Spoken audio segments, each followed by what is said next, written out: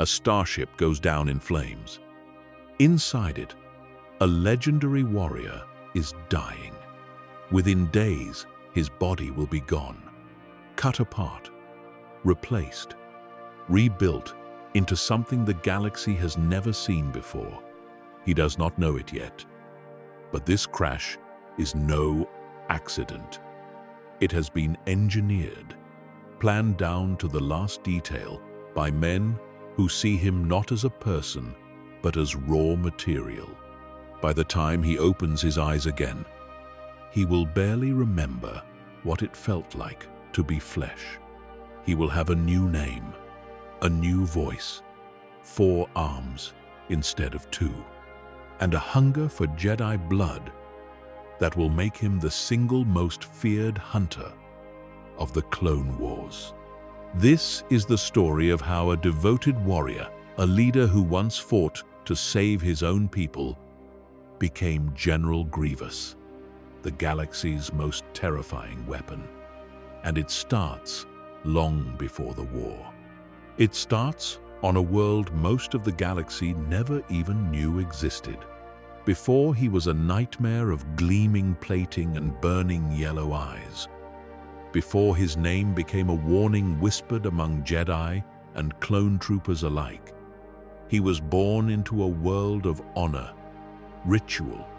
and endless conflict. His name was Kimain Jai Shilal, and he came into being on the planet Kaylee, a lush and mountainous world tucked away in the outer reaches of the galaxy, largely unknown to the wider Republic. Kali was not a peaceful place. Its people, the Kaleesh, were a proud warrior culture, shaped by generations of hardship, tribal rivalry,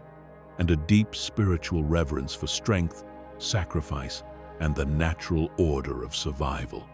To be Kaleesh was to understand that life was a struggle, and that only through discipline and courage could one earn dignity in the eyes of both the living and the ancestors who had come before. From an early age, Kimain showed a ferocity and intelligence that set him apart from his peers. He was not simply strong, he was calculating, patient, and relentless, able to see the shape of a battle before it unfolded, and willing to make sacrifices that lesser leaders would hesitate to consider. The Kaleesh admired many qualities in their warriors, but ruthlessness paired with brilliance was rare. And it was this rare combination that would eventually elevate Kimain far beyond the boundaries of his homeworld. He rose quickly through the ranks of Kaleesh military society, earning both loyalty and fear from those who fought beside him. His name became associated with victories that seemed impossible, campaigns where he turned the terrain, the weather, even the desperation of his own soldiers into weapons against the enemy. The greatest of these enemies were the Yamrii, an insectoid species native to Kali, who lived on the world alongside the Kaleesh, in a state of long simmering hostility. The rivalry between the two peoples stretched back generations, rooted in disputes over territory, resources, and deep cultural mistrust that neither side had ever fully overcome.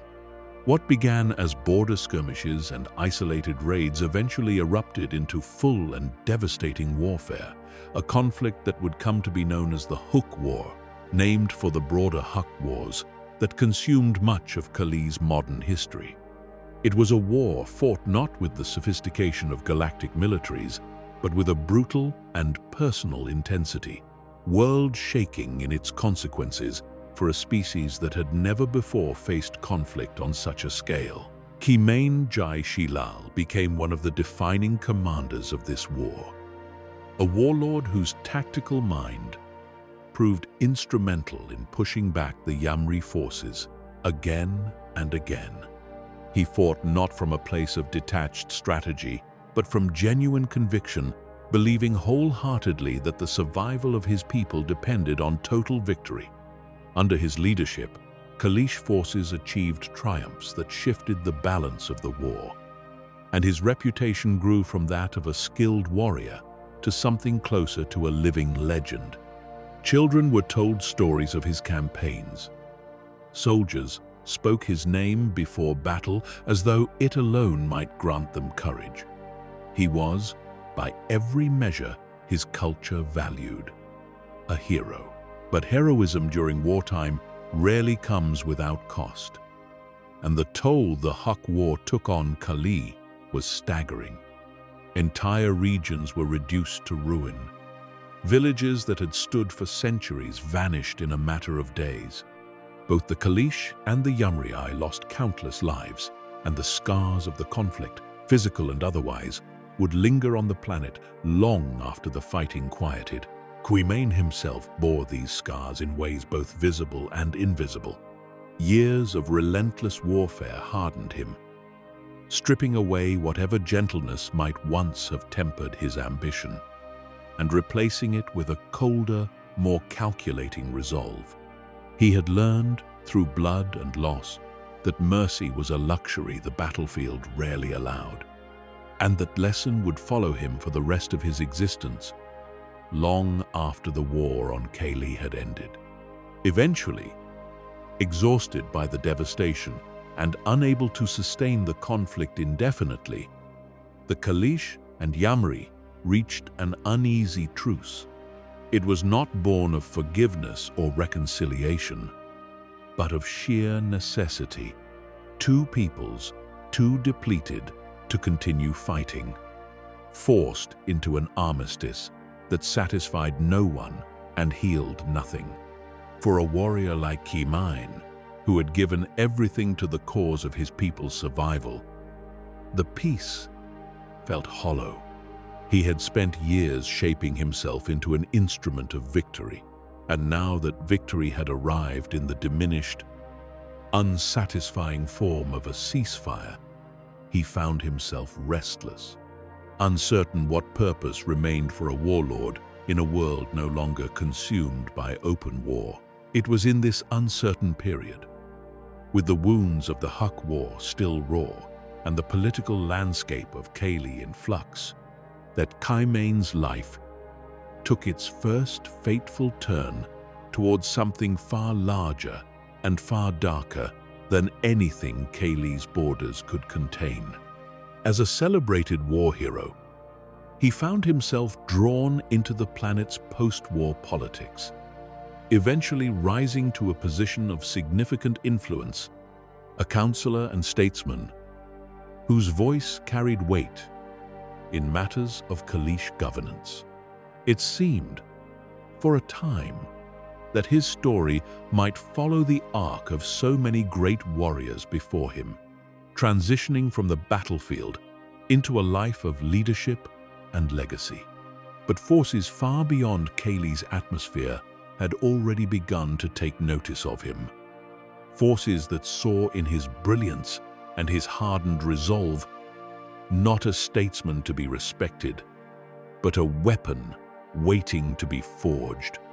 Among those who took interest in Kali's post-war affairs was a Muan financier named San Hill, a powerful figure within the intergalactic banking clan, whose reach extended into the shadowy financial networks that quietly influenced galactic politics far beyond what most citizens ever realized. Hill's interest in Kali was not humanitarian.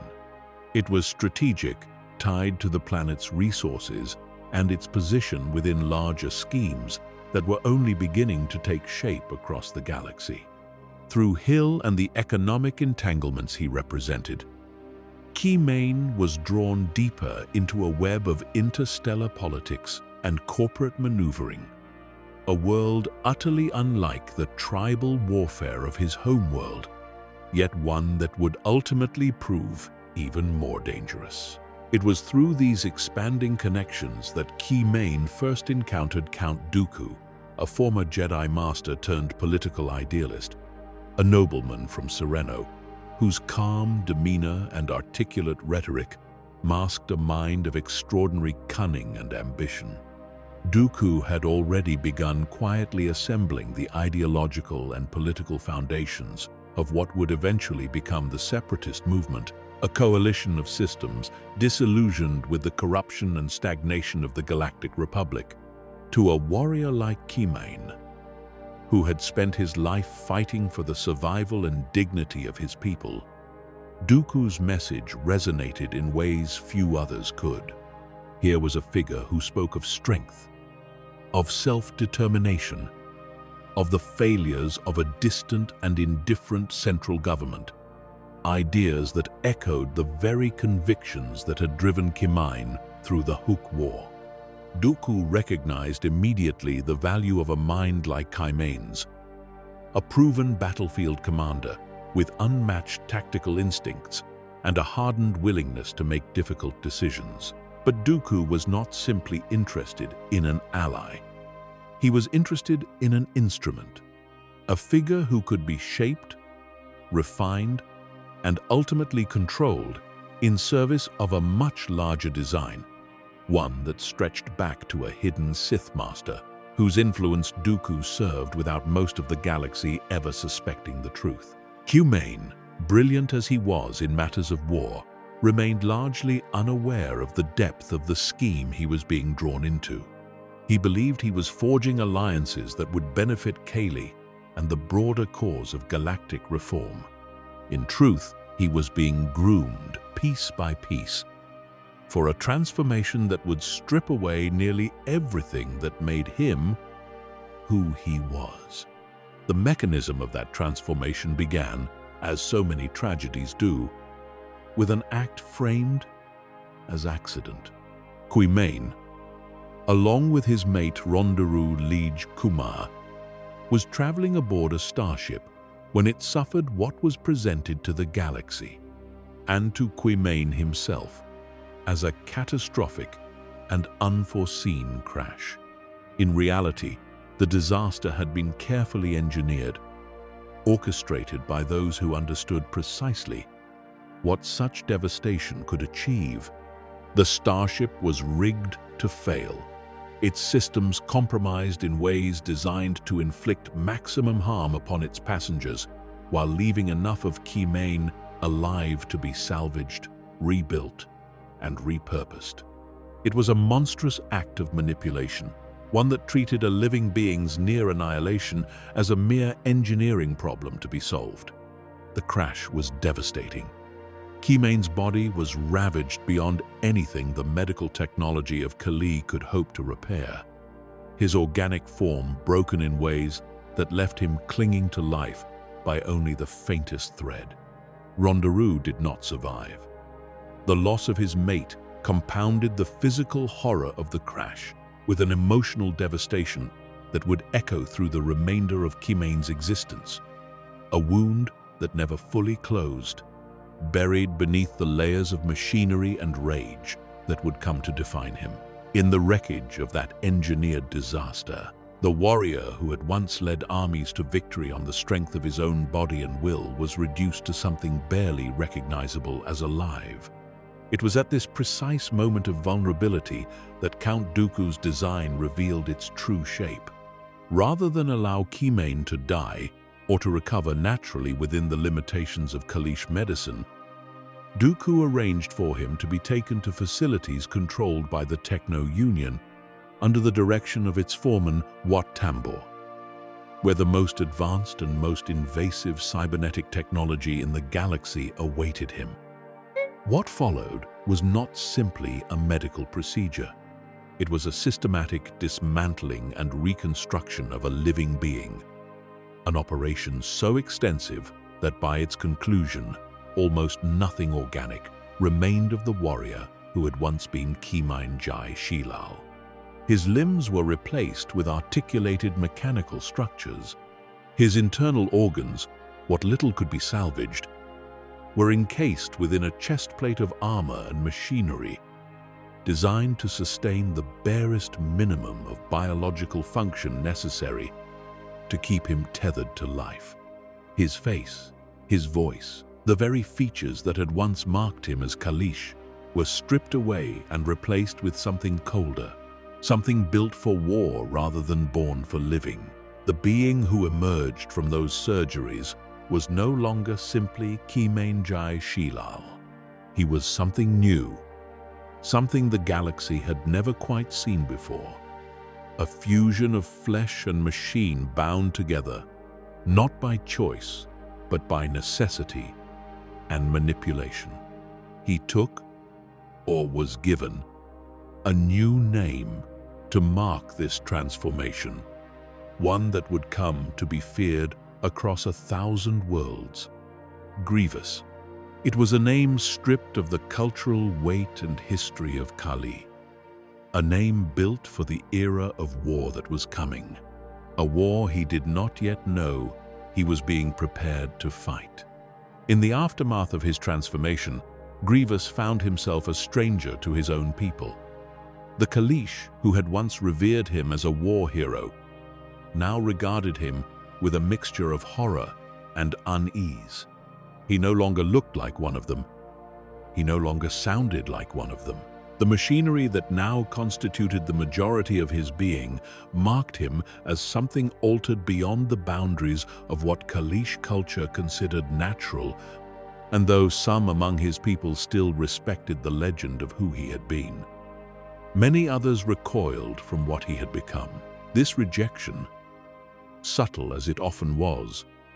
cut deeper than any physical wound the crash had inflicted. Grievous had sacrificed his body, his mate,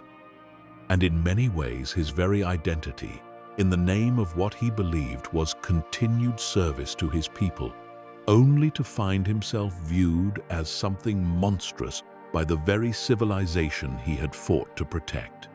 It was in this state of profound isolation, severed from his old life and unable to fully reclaim his place among the Kalish, that Grievous became entirely dependent on the relationships Dooku had carefully cultivated. Dooku offered something no one else could in that moment: purpose, structure, and the promise that Grievous's extraordinary capabilities had not been diminished by his transformation, but rather unlocked in ways his organic body could never have achieved. Where the Kalish saw a tragic figure, Dooku saw an opportunity, and where Grievous himself might have spiraled into despair over the loss of everything he once was, Dooku offered him a new identity built entirely around martial supremacy, an identity that Grievous, hollowed out by grief and physically transformed beyond recognition, was primed to accept. Training began almost immediately, and it was unlike anything Grievous had experienced. Even during the harshest years of the Hook War, Dooku, himself a former Jedi of considerable skill, understood the intricacies of lightsaber combat in ways few beings in the galaxy could match, and he took a personal interest in shaping Grievous into a weapon capable of confronting Jedi directly, on their own terms, using their own methods against them. This was no small ambition. The Jedi's mastery of the lightsaber and the Force had made them nearly untouchable on the battlefield for millennia, an elite class of warriors whose skills seemed almost supernatural to those who faced them. Dooku's vision was to create something that could meet that mastery not with the Force, which Grievous did not possess, but with raw mechanical precision, augmented reflexes, and a body capable of feats no organic warrior could replicate. The cybernetic reconstruction that had devastated Grievous's organic form also granted him capabilities that bordered on the inhuman. His new body could move with a speed and violence that defied the expectations of anyone who looked at his skeletal armored frame and assumed a lumbering mechanical stiffness.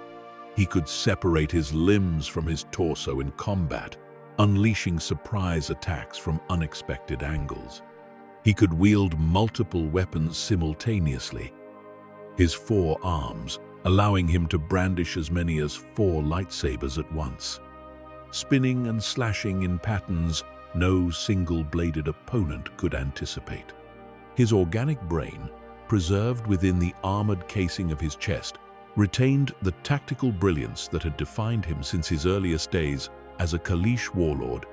now paired with a body engineered specifically to translate that brilliance into overwhelming physical dominance. Under Dooku's tutelage, Grievous devoted himself to mastering lightsaber combat with an intensity that bordered on obsession. He studied the various forms and philosophies of the blade, not out of any spiritual reverence for the weapon as the Jedi understood it, but as a purely tactical exercise, seeking to identify weaknesses, patterns, and vulnerabilities that could be exploited. Where a Jedi trained for years to develop harmony between body, blade, and the Force, Grievous approached combat as a puzzle to be solved through calculation and adaptation. He began collecting lightsabers as well, not merely as weapons to be wielded, but as trophies, physical proof of his victories over the very order of warriors the galaxy considered nearly invincible. Each blade added to his collection represented a fallen Jedi, a testament to his growing reputation as one of the only beings in the galaxy capable of hunting the hunters. This period of training and transformation coincided with the broader political machinations that Dooku and his hidden master were orchestrating across the galaxy. The seeds of what would become the separatist movement were being planted on world after world, exploiting genuine grievances against Republic corruption and inefficiency to build a coalition that appeared, on its surface, to be a legitimate political rebellion. Grievous, now fully remade both physically and psychologically, found himself elevated within this growing movement, eventually rising to become a commander of tremendous significance, a figure whose battlefield reputation would soon rival even that of the most celebrated Jedi generals serving the Republic. He was given command over vast droid armies, forces built and financed by the very techno-union and banking clan interests that had once conspired to engineer the crash that destroyed his organic body. It was a bitter irony that Grievous, consumed as he was with resentment toward the loss of everything he once held dear, never seemed to fully grasp that the architects of his suffering were the same powers now arming him for war. He commanded these droid legions with the same tactical brilliance he had once applied to Kaleesh forces during the Hook War, adapting his strategies to account for the strengths and limitations of mechanical soldiers, treating them not as living beings whose losses carried weight, but as tools to be deployed and expended in pursuit of victory. In many ways, his relationship with his own droid armies mirrored the relationship the galaxy's hidden Sith architects had with him, a resource to be used, sacrificed, and replaced without sentiment. As the political tensions between the Republic and the growing separatist movement escalated toward open conflict, Grievous's reputation continued to expand. Whispers of a terrifying cyborg general began to circulate among those who paid attention to the shifting tides of galactic power. A figure whose very existence seemed to embody the uncertainty and danger of the era. He was neither fully organic nor fully mechanical, neither entirely the war hero of Kali, nor entirely the weapon Dooku had built him to become. He existed in a liminal space between identities, a being defined as much by what had been taken from him as by what remained. And as the drums of war grew louder across the galaxy, that liminal, monstrous figure was about to be unleashed upon a stage far larger than Kali had ever offered him. A stage where his hunger for battle, his hatred of loss, and his unmatched tactical mind would collide with the full might of the Jedi Order and the Galactic Republic itself.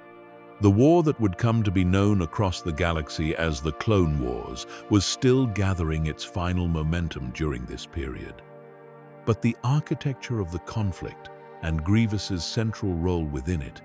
had already been carefully assembled by minds far more patient and far more calculating than his own. Dooku had spent years cultivating not just Grievous, but an entire network of systems, corporations, and disillusioned political factions, weaving them together into a coalition capable of challenging the Republic on a galactic scale. Grievous, for all his battlefield genius, remained largely a piece on a board whose full dimensions he could not yet perceive. A warlord who believed he was fighting for a cause of liberation and self-determination, when, in truth,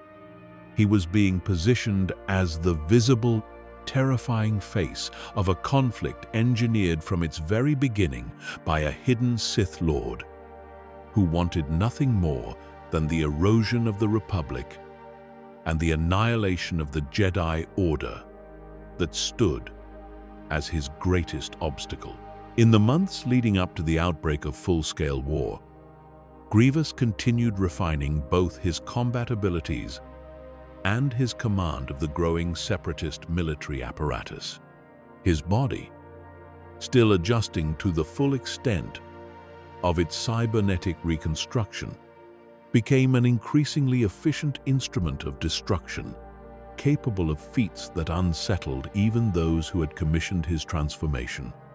He trained relentlessly, driven by a compulsion that seemed to stem as much from psychological necessity as from strategic ambition. Combat had become, for Grievous, one of the only remaining threads connecting him to the sense of purpose and identity he had possessed before the crash that ended his old life. In battle, he could still feel something resembling the warrior he once was, even if the body executing those movements bore almost no resemblance to the one he had been born with. It was during this period that Grievous's contempt for the Jedi began to crystallize into something deeper than mere strategic opposition. Dooku, ever the architect of narrative as much as military strategy, cultivated in Grievous a specific and personal loathing for the Jedi Order, framing them not merely as opponents in a political conflict, but as symbols of everything that had gone wrong in the galaxy. Guardians of a corrupt and complacent republic that had allowed suffering like that, inflicted upon Kaylee, to persist unchecked, whether or not Grievous fully believed this framing, or simply found it a convenient outlet for the rage and grief he carried from the destruction of his old life. The effect was the same. He began to view the hunting and killing of Jedi not merely as a military objective, but as something closer to a personal mission, a way of proving that the mechanical body built from his suffering could triumph over the very order that represented, in his mind, everything indifferent and untouchable about the galaxy's ruling powers. This growing obsession manifested in the ritual he developed around his lightsaber collection. Each blade he claimed from a defeated Jedi was cleaned, catalogued, and displayed, not simply as a spoil of war, but as a kind of ledger, a physical accounting of his victories over beings the rest of the galaxy considered nearly unbeatable. Where a Jedi might have seen such trophies as grotesque, a violation of the reverence they held for the weapon and the lives lost defending it, Grievous saw them as validation, proof that whatever he had lost in his transformation, he had gained something the galaxy would be forced to respect, even if that respect came wrapped in fear rather than admiration. As the separatist crisis deepened and diplomatic efforts between the Republic and the secessionist movement collapsed further with each passing month, Grievous found himself elevated to increasingly significant positions of military authority. Dooku, satisfied with the weapon he had forged, began granting Grievous greater autonomy over separatist military operations, testing his capabilities against smaller conflicts and skirmishes before the full weight of galactic war descended.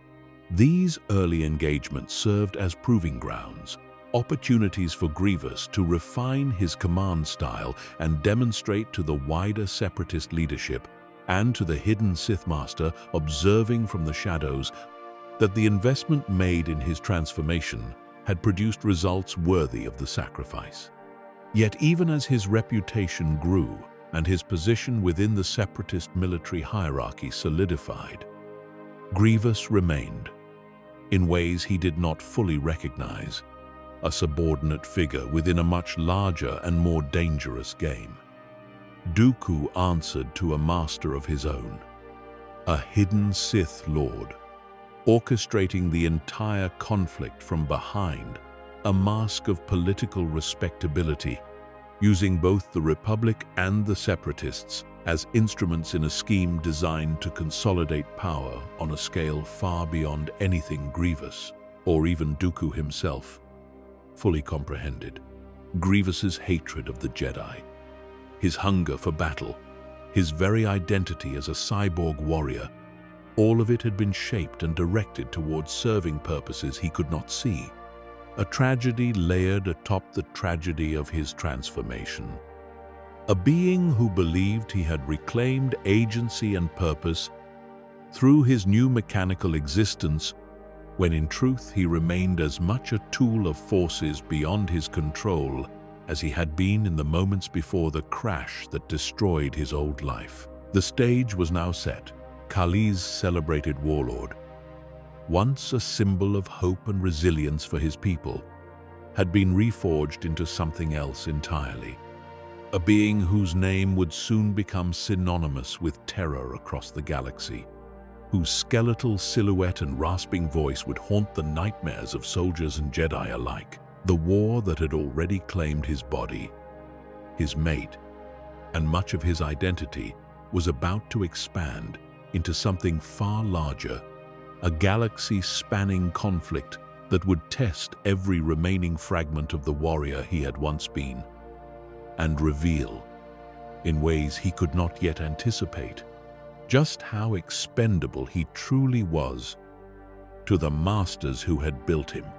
When the war finally erupted in full, ignited on the sands of Geonosis, in a confrontation that would come to be remembered as the opening battle of a conflict engulfing the entire galaxy, Grievous was not yet present on that infamous battlefield. But the machinery of war he had helped assemble was. Droid armies bearing the insignia of the Separatist Alliance clashed with Republic clone troopers and their Jedi generals for the first time. And in the aftermath of that battle, as the Republic began mobilizing its newly formed military on a scale unseen in 1,000 generations, Grievous understood that the moment he had been shaped for had finally arrived. He would not remain a background figure in the coming conflict. He intended to become its most feared symbol. His first major campaigns unfolded across a string of contested systems, worlds whose strategic value made them essential to controlling supply lines, manufacturing capacity, and troop movements across contested space. Grievous approached each campaign with the same calculated ruthlessness that had defined his years fighting the Yamri, adapting his tactics to the unique terrain and defensive capabilities of each world he targeted. Unlike many Separatist commanders who relied heavily on numerical superiority alone, Grievous studied his opponents, particularly the Jedi generals leading Republic forces, learning their preferred tactics, their weaknesses, and the ways in which their connection to the Force could be anticipated and countered. It was during these early campaigns that Grievous's reputation as a Jedi hunter began to solidify into galactic legend, where other Separatist commanders avoided direct confrontation with Jedi whenever possible. Understanding the immense danger a skilled lightsaber wielder posed to conventional forces, Grievous actively sought these confrontations, viewing each Jedi general as both a tactical obstacle to be eliminated and a personal opportunity to expand his collection of trophies. His success in these duels, made possible by his extraordinary cybernetic reflexes, his mastery of multiple simultaneous blade combat, and his intimate understanding of lightsaber forms studied under Dooku's tutelage, began to unsettle even the most experienced Jedi Masters. Word spread quickly through the ranks of the Order that a new and uniquely dangerous threat had emerged, one that could not be dismissed as merely another droid commander to be outmaneuvered through superior training and connection to the Force. Among the worlds that came to define Grievous's early campaigns was Munilinst, homeworld of the Munes and a critical financial center for the intergalactic banking clan, whose support for the Separatist cause made it an essential asset to protect. When Republic forces moved to seize control of the system, Grievous took direct command of its defense, orchestrating a battle that showcased both his tactical brilliance and his growing willingness to accept devastating losses among his own forces if it meant securing victory. The battle raged across the system's fortified banking facilities and surrounding terrain, a brutal engagement that tested the capabilities of Republic clone forces against the full might of Separatist droid armies under a commander who treated his own troops as expendable resources in service of the larger strategic picture, though the battle ultimately did not unfold entirely in Grievous's favor. With Republic forces managing to secure critical objectives despite fierce resistance, the engagement further cemented his reputation as a commander willing to fight with an intensity and a disregard for cost that unnerved even seasoned Republic strategists. He did not retreat easily. He did not accept partial defeats gracefully. Each setback seemed only to deepen his resolve, feeding the same relentless, almost obsessive drive that had once carried him through the darkest years of the Huck War, now redirected entirely toward proving his worth as the most formidable weapon in the Separatist arsenal. As his campaigns continued, Grievous's method of hunting Jedi became increasingly refined, almost ritualistic in its precision. He learned to identify patterns in how Jedi generals approached combat, recognizing that many relied heavily on defensive lightsaber forms that prioritized redirection and patience over aggressive offense. Grievous exploited this tendency mercilessly, overwhelming his opponents with a barrage of simultaneous strikes from his 4 mechanical arms, forcing them into purely defensive postures, where the sheer volume of incoming attacks eroded their ability to find opportunities for counterattack. Few Jedi had ever trained to face an opponent capable of wielding multiple blades with independent precision, and this unfamiliarity, combined with Grievous's cybernetically enhanced speed, allowed him to claim victory after victory against Jedi, who would have proven formidable against nearly any other adversary in the galaxy. Each fallen Jedi added another blade to his growing collection, and with each new trophy, Grievous's legend grew darker and more fearsome. Clone troopers began to speak his name with genuine dread, understanding that the assignment of a Jedi general to counter Grievous's forces carried with it a very real possibility that their commanding officer might not survive the engagement. This fear, cultivated deliberately by Grievous himself, became a strategic asset in its own right. As Republic forces increasingly found themselves forced to commit greater resources and more cautious tactics whenever intelligence indicated his presence on a battlefield, effectively allowing a single commander to disrupt Republic strategic planning across multiple fronts simultaneously. Yet, even as his battlefield reputation soared, Grievous remained acutely aware, in the quiet moments between campaigns, of the strange and unsettling nature of his existence. His organic mind, still capable of memory and reflection despite the near-total mechanization of his body, occasionally drifted back to Kali, to the warrior he had been before the crash, before the surgeries, before the name Grievous replaced the name he had carried since birth. These moments of reflection were rare and fleeting, quickly suppressed beneath the demands of command and the compulsive drive toward combat that had come to define his new existence, but they never fully disappeared. Somewhere beneath the armor and machinery, the grief of losing Rondeau, the resentment toward a body that no longer felt entirely his own, and the unresolved trauma of his transformation continued to simmer, shaping his temperament in ways that manifested as increasingly volatile outbursts of rage whenever his authority was challenged or his campaigns met with failure. Dooku, observing Grievous's continued success from a position of relative distance, remained satisfied with the results of his investment, though he took care to maintain a careful balance in his relationship with his creation. He offered Grievous respect and a degree of genuine mentorship, continuing to refine his combat techniques and strategic thinking during the rare periods when both found themselves away from active campaigns. At the same time, Dooku never allowed Grievous to forget the hierarchy that governed their relationship, ensuring that ultimate authority over major strategic decisions remained firmly in his own hands, and by extension, in the hands of the hidden Sith Master, whose influence over the entire war Grievous still did not fully comprehend. This dynamic, respect intertwined with subtle control, defined much of Grievous's experience throughout the early years of the war. He was granted increasing autonomy over military operations,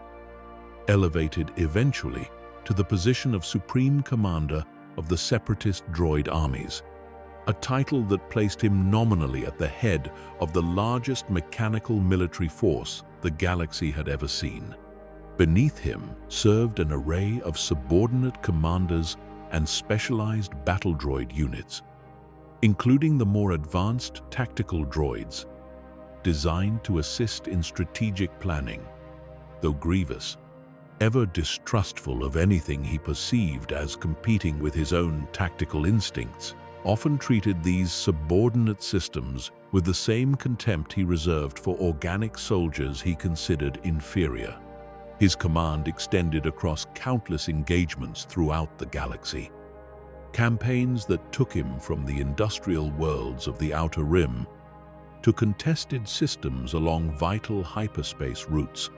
each battle adding to a growing catalog of victories, near victories, and occasional defeats that nonetheless failed to diminish his fearsome reputation. He developed a particular talent for orchestrating ambushes and traps, luring Republic forces into engagements where the terrain or circumstances favored his droid armies, exploiting his understanding of Jedi psychology to draw Jedi generals into direct confrontations he was confident he could win. This pattern, hunting and eliminating Jedi commanders whenever possible, became so central to his approach to warfare that Republic strategists began factoring the specific threat of Grievous into broader campaign planning, treating his presence on any given front as a variable capable of altering the entire strategic calculus of a battle. Despite the fear he inspired and the victories he accumulated,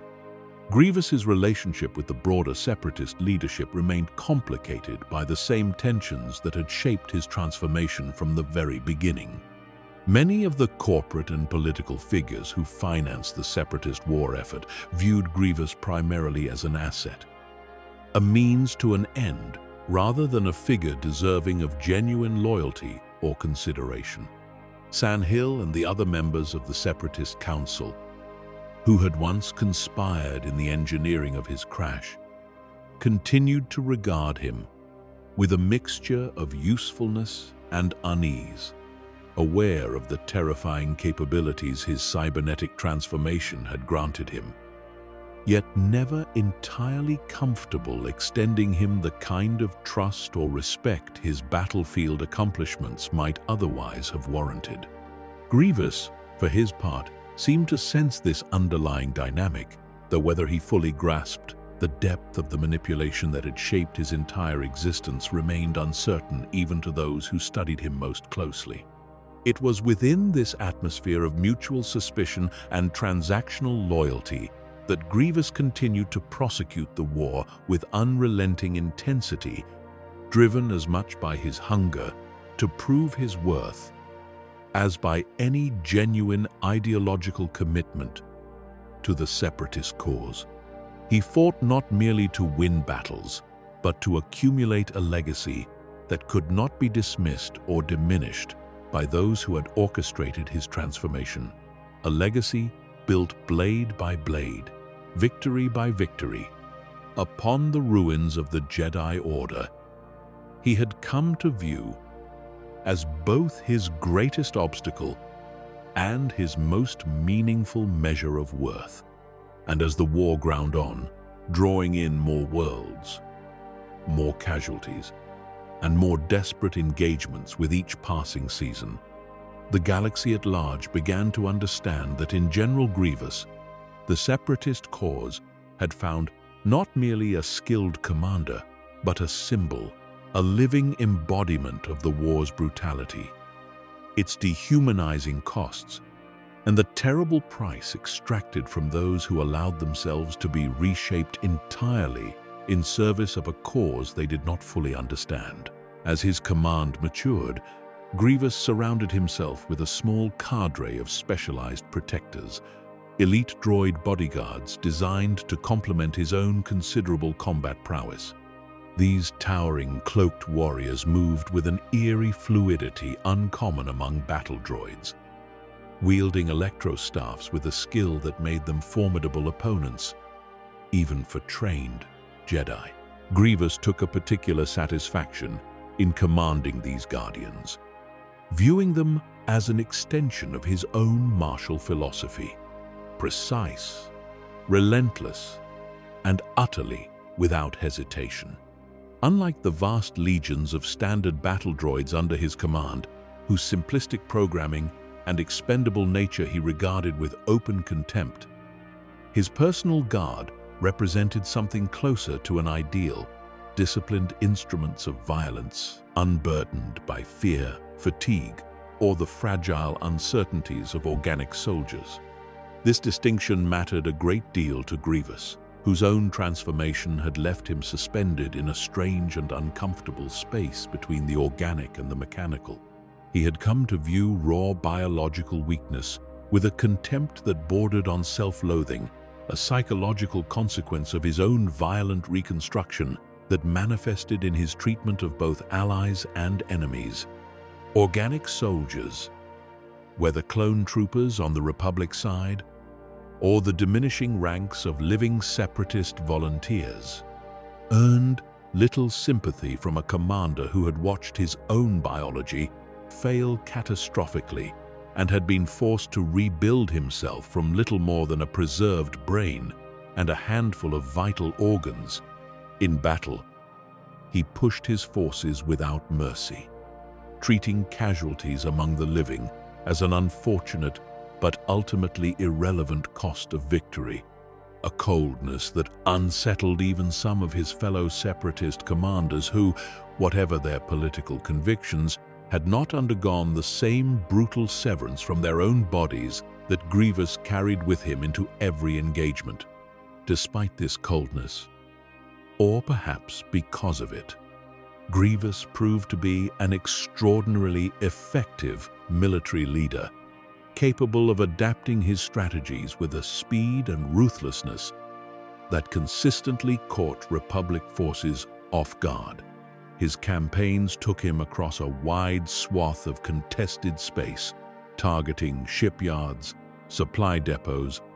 and strategically vital worlds whose loss would meaningfully hinder the Republic's ability to sustain its war effort. He proved particularly adept at hit-and-run tactics on a massive scale, striking hard at critical targets before withdrawing his forces ahead of Republic reinforcements, a pattern of warfare that frustrated Jedi generals accustomed to more conventional, attrition-based engagements. Where other Separatist commanders sought to hold territory through brute force alone, Grievous understood the value of tempo, of forcing his enemies into a constant state of reaction, never allowing the Republic the stability needed to consolidate its strategic advantages. His reputation as a Jedi hunter continued to grow with each passing campaign, and the manner in which he claimed his victories only deepened the unease he inspired throughout the Republic. Jedi generals who encountered him in battle and survived returned with accounts that seemed almost impossible, describing an opponent whose 4 mechanical arms could wield multiple blades in coordinated, overwhelming assaults, whose body could contort and separate in ways no organic combatant could replicate, and whose tactical mind seemed to anticipate the flow of lightsaber combat with an unnerving precision. These accounts spread quickly through the Jedi Order, prompting quiet but urgent discussions among the Council regarding how best to counter a threat that defied so many of the assumptions underlying traditional lightsaber training. Grievous, whether he intended it or not, had become something the Jedi had rarely faced in their long history, an enemy who could match their blade skill through sheer mechanical superiority rather than through any connection to the Force. Yet for all his battlefield triumphs, Grievous's existence remained shadowed by the physical fragility that lingered beneath his imposing mechanical exterior. His transformation had preserved only a fraction of his original organic body. A damaged set of lungs and vital organs housed within the armored casing of his chest kept functioning through a combination of advanced life support systems and frequent treatments within a kolto tank, a chamber of healing fluid that allowed his remaining biological tissue to recover from the strain of near-constant combat. This vulnerability, carefully concealed from most of the galaxy, represented one of the few remaining threads connecting Grievous to mortality. A stark and often humiliating reminder that despite all the armor and augmentation, he remained, at his core, a wounded and dying being sustained only through artificial means. He guarded this weakness fiercely, understanding on some instinctive level that any enemy who discovered the location and vulnerability of his organic core would possess a devastating advantage against him, one that no amount of mechanical enhancement could fully protect against. This vulnerability also manifested in periodic fits of coughing, a wet, mechanical rasp that occasionally interrupted his otherwise commanding presence, evidence of damaged lungs straining against the demands placed upon them by a body no longer suited to sustaining organic life without extensive artificial intervention. Those who served under him learned to recognize these moments as signs of a deeper irritability, occasions when his patience for failure or hesitation among subordinates grew even thinner than usual. It was a strange and almost tragic detail, a reminder that beneath the fearsome legend of the cyborg general who hunted Jedi for sport, there remained a suffering, damaged individual, sustained through technology rather than healed by it, trapped in a perpetual state of partial death, kept alive not out of compassion, but because his usefulness as a weapon outweighed the trouble of maintaining his failing biology. As the war progressed and Grievous's list of conquests and Jedi kills continued to grow, tensions within the Separatist leadership regarding his increasing autonomy became more pronounced. Figures such as Viceroy Newt Gunray of the Trade Federation, whose forces frequently found themselves placed under Grievous's direct command during joint operations, chafed at what they perceived as his contempt for diplomatic nuance and political caution. Grievous cared little for the delicate alliances and financial arrangements that held the Separatist coalition together, viewing such considerations as distractions from the singular purpose of winning battles and eliminating Jedi. This friction occasionally boiled over into open conflict between Grievous and his nominal political superiors. Though his battlefield successes and the fear he inspired throughout the Republic made him difficult to sideline, regardless of how uncomfortable his methods made those who technically outranked him within the Separatist hierarchy, Count Dooku. Observing these tensions from his position of greater authority generally allowed them to persist without significant intervention, understanding that Grievous's usefulness as a weapon depended in part on the very ruthlessness that made him so difficult for other Separatist leaders to manage. Dooku's own priorities remained aligned with those of his hidden Sith master, a set of objectives that extended far beyond the immediate concerns of any individual battle or political arrangement within the Separatist coalition. Grievous, brilliant as he was in matters of war, still operated largely within the boundaries Dooku had established for him, unaware of how thoroughly his campaigns, his victories, and even his failures served purposes extending well beyond the war he believed he was fighting. It was during this period of escalating conflict and growing legend that Grievous began to develop what could only be described as a personal philosophy of combat, one shaped by his unique circumstances as a being who had lost nearly everything organic about himself, yet retained the tactical brilliance and warrior spirit forged during his years fighting the Yamrii. He came to view each duel with a Jedi not merely as a military necessity, but as a kind of proof, an ongoing demonstration that the sacrifice of his body, his mate, and his old identity had purchased something of genuine value, a capability that placed him beyond the reach of even the galaxy's most revered warriors. This philosophy sustained him through the physical suffering of his damaged organic core, through the political indignities imposed by Separatist leadership who viewed him as a tool rather than a partner, and through the persistent, unresolved grief that still occasionally surfaced from the depths of his memory. Fragments of Kali, of Rondaroo, of the warrior he had been before the crash that ended everything he once understood about himself. The Republic, for its part, grew increasingly determined to neutralize the threat Grievous represented, recognizing that his continued success on the battlefield was inflicting damage on the war effort that extended well beyond the tactical value of any individual engagement. His reputation had begun to affect morale among clone troopers and erode confidence among the Republic's political leadership, who understood that a war effort capable of producing a figure as fearsome and effective as Grievous represented a separatist movement with resources and ambitions far exceeding what many in the Senate had initially assumed.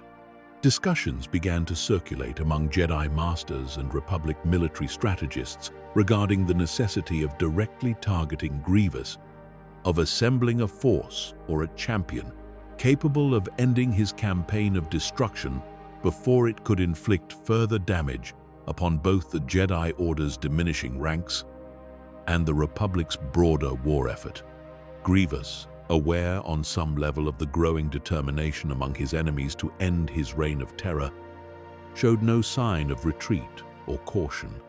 If anything, the mounting attention paid to his campaigns only fed his sense of purpose, confirming in his mind that he had achieved something no other separatist commander could claim: a status as the single most feared individual combatant in a war defined by droid armies and impersonal, industrial-scale violence. He continued pressing forward with campaign after campaign, expanding his collection of lightsabers, refining his tactics, and cementing a legacy that would ensure his name endured in galactic history long after the war itself concluded. Regardless of which side ultimately emerged victorious, it was a legacy built on suffering, manipulation, and an identity violently reconstructed from the ashes of a war hero's broken body. But it was, in the twisted logic that had come to define his existence, the only legacy he had left to claim. By this stage of the war, Grievous stood as one of the most consequential figures in the entire galactic conflict, a commander whose name alone could shift the strategic calculations of Republic generals, and whose presence on any battlefield transformed the nature of the engagement itself. He had become, in every practical sense, the physical embodiment of the separatist military machine, a role that granted him tremendous influence, even as it bound him ever more tightly to the schemes of the masters who had shaped him. The warrior born on Kali, who had once fought to preserve his people against the Yamri, now commanded droid legions across 100 worlds, hunting the very order of peacekeepers the wider galaxy still looked to for protection, and doing so with a ferocity that many believed no ordinary military commander, organic or mechanical, should have been capable of sustaining. And yet, despite the terror he inspired and the victories he continued to accumulate, Grievous remained, beneath the armor and the legend, a being still shaped by the original wound of his transformation, still driven by grief he could not fully name, and a hunger for validation that no number of fallen Jedi or captured worlds seemed capable of satisfying. The war was far from over, and the greatest tests of his skill, his loyalty, and his understanding of his own place within the larger design orchestrated by Dooku and the hidden Sith Master behind him were still to come. Battles far more consequential than any he had yet fought awaited him. Confrontations that would bring him into direct conflict with the most powerful Jedi in the galaxy, and political machinations that would reveal in ways he could not yet imagine just how disposable he truly remained to those who had built him into the weapon he had become. There is something quietly tragic in tracing the arc of Grievous's journey to this point. A story that began not with malice but with devotion. A warrior who gave everything he had to protect his people, only to be preyed upon in his moment of greatest vulnerability by forces who saw in his suffering an opportunity rather than a tragedy to be mourned. The galaxy would come to know him as a monster, a nightmare of metal and menace, who collected the weapons of the fallen as trophies of his own supremacy, and in many ways that reputation was earned through the sheer scale of destruction he inflicted across countless worlds. But beneath that monstrous exterior remained the fragments of a being who had once believed in something larger than himself, who had once loved and lost, and who had been remade, piece by mechanical piece, into an instrument of a war he did not fully understand, and a design he could not yet see in its entirety. Whatever came next in his story, whatever battles and betrayals still awaited him on the long road toward his final confrontation, the warrior from Kali had already given more of himself than anyone should ever be asked to give, and the war had only just begun to demand its price in full. For now, though, he stood at the height of his terror, a general without equal among the droid legions of the Separatist Alliance. His name spoken in fearful whispers across Republic garrisons and Jedi enclaves alike. He did not know, or perhaps refused to acknowledge, how carefully every step of his rise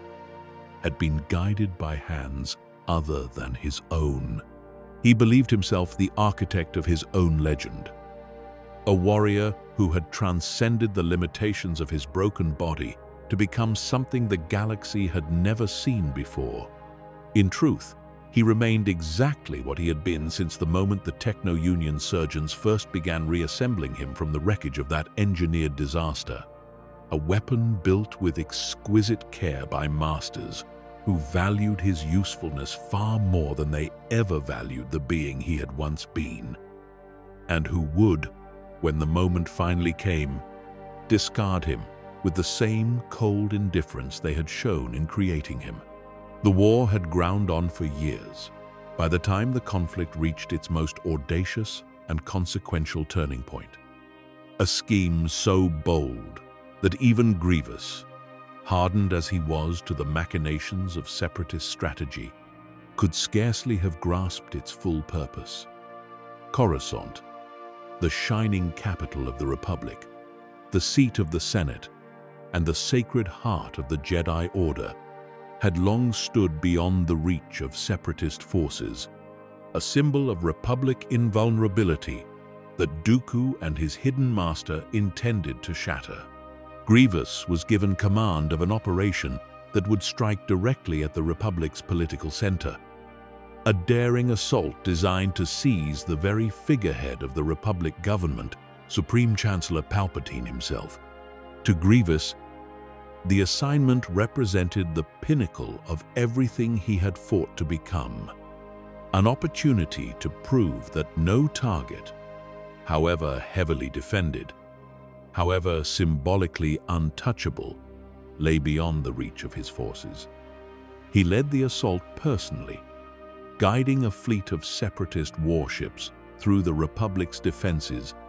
in a daring incursion that stunned military strategists across the galaxy. The battle that erupted above Coruscant became one of the largest and most consequential engagements of the entire war,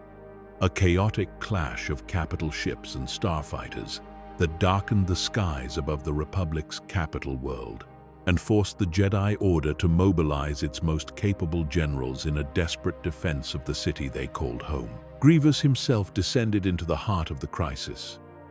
infiltrating the Chancellor's own tower and seizing Palpatine in a bold and highly public act of aggression, dragging the galaxy's most powerful political figure aboard his flagship as the battle raged around them. It was, by any measure, an extraordinary tactical achievement, a strike that humiliated the Republic on a scale it had not experienced since the war began, and it cemented Grievous's reputation as a commander capable of feats no other Separatist leader had dared attempt. What Grievous did not understand, what he could not have understood, given the layers of deception woven around every aspect of the operation, was that the entire abduction had been orchestrated not merely as a military strike, but as a piece of a far larger and more intimate scheme, one in which Palpatine himself was neither victim nor prize, but architect. As Grievous's flagship attempted to withdraw from the chaos above Coruscant, carrying its captive toward what Grievous believed would be a decisive strategic victory for the Separatist cause, two Jedi broke through the surrounding defenses in pursuit, a rescue mission that would bring Grievous face to face with adversaries whose skill and reputation exceeded nearly every Jedi he had previously encountered on the battlefield. The two Jedi fought their way through waves of battle droids and security forces, cutting a path toward the bridge, where Grievous awaited them, eager for the opportunity to add two more significant trophies to his growing collection. The confrontation that followed tested Grievous in ways few previous engagements had managed to achieve. Even with his mechanical advantages, his multiple limbs,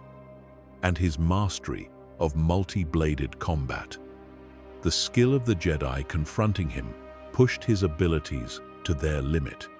forcing him to rely on every tactic and technique refined over years of training and battlefield experience. In the end, rather than risk a prolonged engagement that might jeopardize the broader strategic objectives of the operation, Grievous made the calculated decision to retreat, fleeing the confrontation aboard an escape pod as his flagship descended in flames toward the surface of Coruscant. It was not a defeat in any conventional sense, for the mission's true purpose, hidden even from Grievous himself, had already been achieved through means far more subtle than the abduction he believed he had orchestrated. In the aftermath of the Coruscant operation, the political consequences rippled across the galaxy in ways that would ultimately serve the hidden Sith Master's design, far more than they served the Separatist cause Grievous believed he was fighting for. Palpatine returned to the Republic Senate as a rescued hero. His authority and public sympathy strengthened rather than diminished by the ordeal, a paradox that would have struck Grievous as deeply strange had he possessed any insight into the true architecture of the scheme he had unwittingly advanced. Grievous, for his part, returned to Separatist territory, having survived one of the most dangerous encounters of his career, his reputation as an elusive and nearly unkillable adversary only strengthened by his narrow escape from two of the most capable Jedi in the entire Order. Yet even as his legend continued to grow, something had shifted in the wake of the Coruscant operation, a subtle but unmistakable change in the way Dooku and the broader Separatist leadership regarded him. Grievous had come startlingly close to death aboard his burning flagship, a vulnerability that, however narrowly avoided, seemed to prompt renewed calculation among those who had invested so heavily in his creation. He remained an invaluable military asset, but the war's trajectory was shifting in ways that increasingly suggested the Separatist cause, whatever its stated ideals, existed primarily to be steered toward an outcome that served interests far removed from the battlefield victories. Grievous continued to pursue with such singular focus. In the months that followed, Grievous returned to the relentless rhythm of campaign after campaign, continuing to lead Separatist forces across a galaxy increasingly scarred by years of continuous warfare. His tactics grew more desperate in places, more brilliant in others, as the overall momentum of the war began, almost imperceptibly at first, to shift in favor of the Republic's expanding clone armies and increasingly coordinated Jedi generals. Worlds that had once seemed secure under Separatist control found themselves contested or lost entirely. And Grievous, ever attuned to the currents of battlefield momentum, began to sense, even if he could not fully articulate it, that the war he had dedicated his rebuilt existence to fighting was approaching some kind of inflection point, though whether that point would bring victory or catastrophe remained obscured behind the same veil of manipulation that had governed his entire journey since the crash that ended his old life. It was during this increasingly turbulent period that Grievous's standing within the Separatist leadership began to show the first cracks of the disposability that had always underlain his relationship with those who commanded him. Dooku, whose attention and priorities were increasingly consumed by matters extending far beyond any individual military campaign, grew more distant in his interactions with Grievous, delegating strategic oversight to subordinate officers and tactical droids in ways that left the cyborg general feeling, for perhaps the first time since his transformation,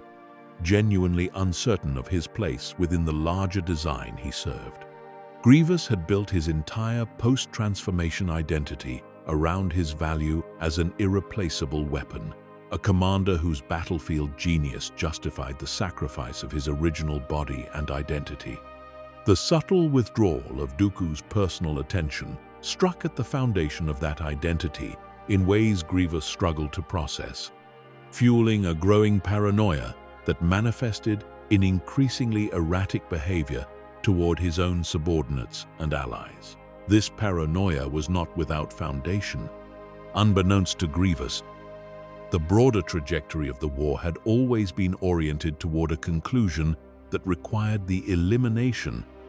not the triumph, of the separatist military apparatus he commanded. The hidden Sith Master, orchestrating the entire conflict, intended for the war to conclude with the destruction of the Jedi Order and the consolidation of unprecedented political power under the guise of restoring order to a galaxy exhausted by years of devastating conflict. Within this design, every separatist leader, every corporate patron, and every military commander, including Grievous himself, existed as expendable instruments, tools to be discarded once their usefulness in achieving this final, hidden objective had been exhausted. Grievous's growing sense of unease, his creeping suspicion that the war was moving toward an outcome he could not predict or control, reflected an instinctive recognition of a truth his organic mind, hardened by years of manipulation, had not yet fully allowed itself to accept. Despite these mounting uncertainties, Grievous continued to fight with the same relentless intensity that had defined his entire career since the earliest days of the Huck War. He led campaigns across systems whose names would come to be remembered as among the war's bloodiest engagements, commanding droid legions through battles that tested the limits of both Republic and Separatist military capability. His personal duels with Jedi generals continued as well, each engagement adding further weight to his legend, even as the broader war effort he served began to show signs of strain beneath the accumulated weight of years of continuous conflict. He remained, by any measure, one of the most feared and effective military commanders in galactic history, a status that made the quiet erosion of his standing within Separatist leadership all the more difficult for him to reconcile with his own understanding of his worth and contribution to the cause. The war's final phase approached with a momentum that few beings across the galaxy, Grievous included, fully understood in real time. Behind the scenes, the hidden Sith Master's design was approaching its culmination, a carefully orchestrated sequence of events designed to bring the Clone Wars to a conclusion that would simultaneously eliminate the Jedi Order, consolidate unprecedented executive authority under the Chancellor's office, and dissolve the fragile coalition of separatist systems that had fought so long and so bloodily for independence from the Republic. Grievous, positioned as the visible military face of the separatist cause, remained largely unaware that his own role within this final act had already been determined, a role that required not his triumph, but his eventual and carefully orchestrated demise. As the war entered what would prove to be its concluding chapter, Grievous found himself increasingly isolated from the political machinations unfolding around him, his attention consumed by the immediate demands of military command, even as the larger currents of galactic history moved inexorably toward a conclusion that would render everything he had fought for meaningless. He continued to lead campaigns, continued to hunt Jedi, continued to add to the collection of trophies that had become the primary measure of his worth in a galaxy that had never fully accepted him as anything other than a weapon. And yet, Beneath the surface of his continued battlefield dominance, the architecture of his eventual downfall had already been assembled by hands far more powerful and far more patient than his own. A final betrayal waiting to be revealed at the precise moment it would prove most useful to those who had shaped his entire existence from the moment of that engineered crash so many years before. As the war's final year unfolded, the separatist cause, despite Grievous's continued battlefield successes, found itself increasingly beleaguered on multiple fronts, its territory contracting as Republic forces, bolstered by growing numbers of clone troopers and increasingly refined coordination between Jedi generals, pressed their advantage across the galaxy. Grievous, ever the tactician, recognized the shifting momentum long before many of his political superiors were willing to acknowledge it publicly, and he adapted his approach accordingly, shifting from broad territorial campaigns toward more concentrated efforts aimed at preserving the Separatist Council's core leadership and industrial capacity. This strategic pivot, though militarily sound, carried with it an unspoken acknowledgement that the war was no longer trending toward the kind of decisive separatist victory that had once seemed achievable, a realization that gnawed at Grievous even as he refused to voice it openly to those beneath his command. It was during this period of mounting strategic anxiety that the members of the Separatist Council, the political and corporate leaders who had financed and directed the movement since its inception, found themselves increasingly dependent upon Grievous, not merely as a military commander, but as a literal guardian of their continued survival. As Republic forces pushed deeper into what remained of Separatist territory, the Council's leadership, including figures such as Newt Gunray, San Hill, and the other corporate heads whose ambitions had helped ignite the war in the first place, retreated to increasingly hidden and heavily fortified locations, relying on Grievous's forces to shield them from capture or assassination. This arrangement placed Grievous in an unusual position, no longer simply a battlefield commander pursuing military objectives,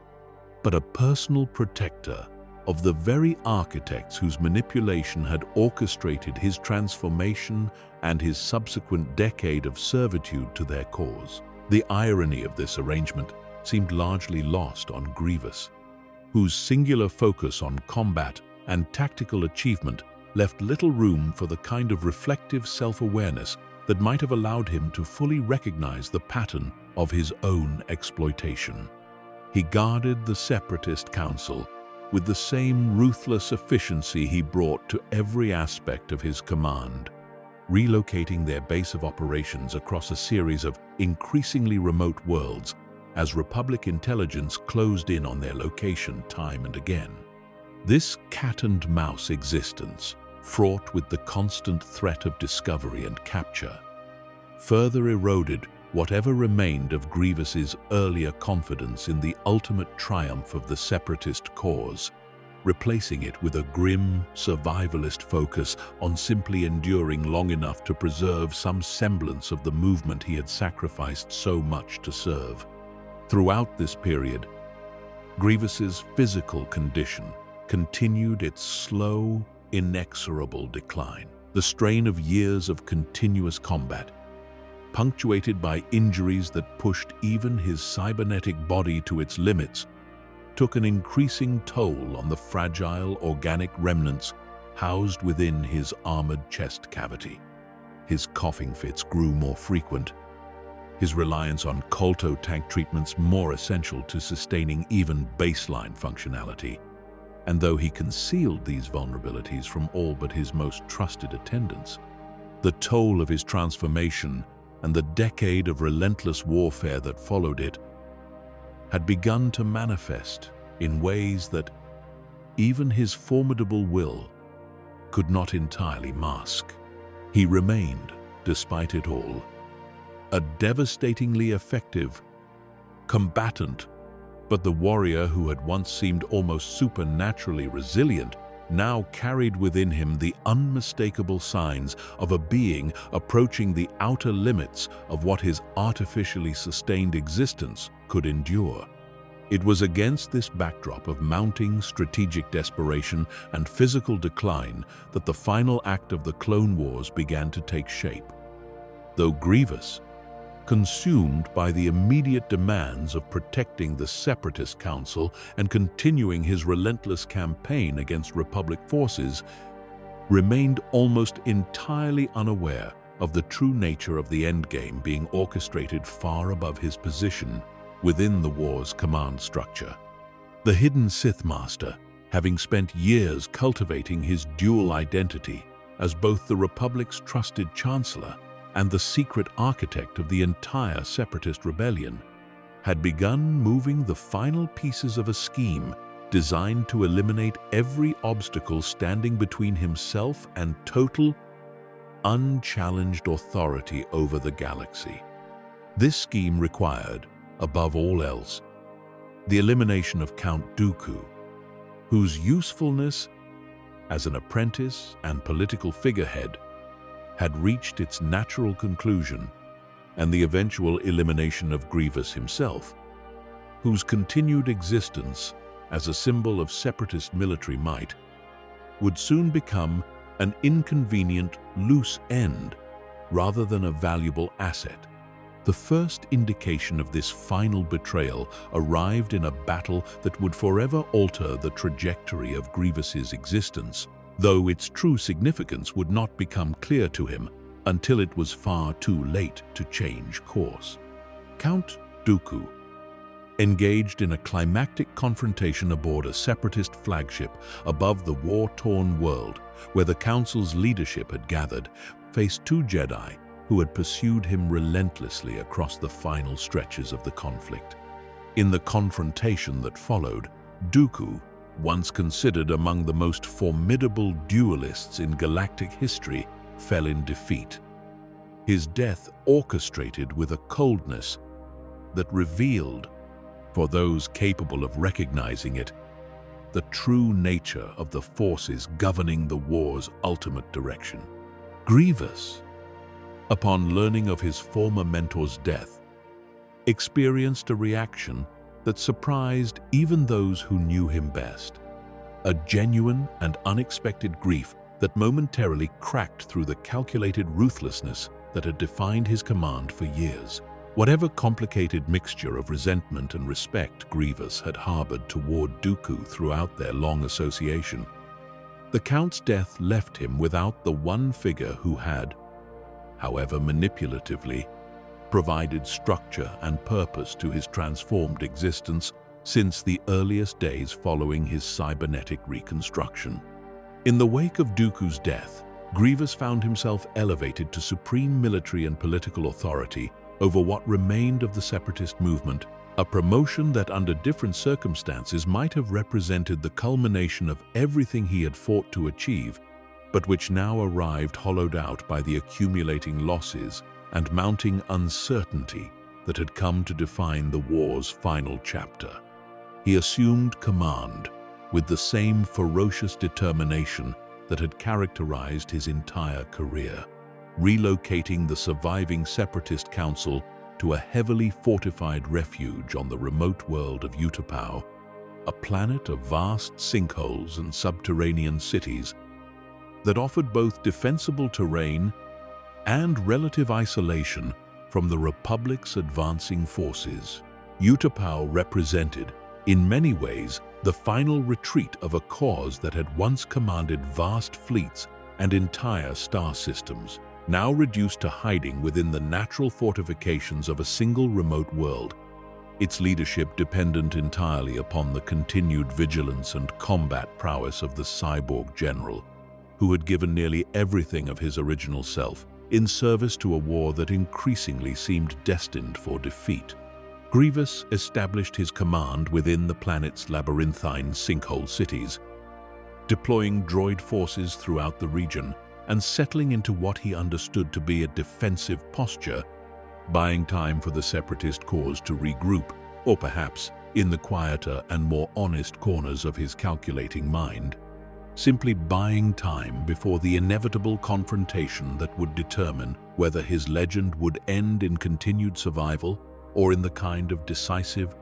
symbolic defeat that the Republic's war effort had been seeking to inflict upon him since the earliest days of the conflict.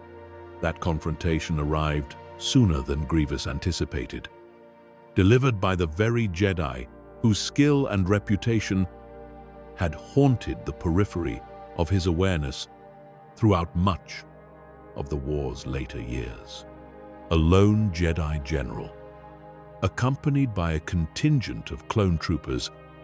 infiltrated Utapau under the guise of diplomatic pretense,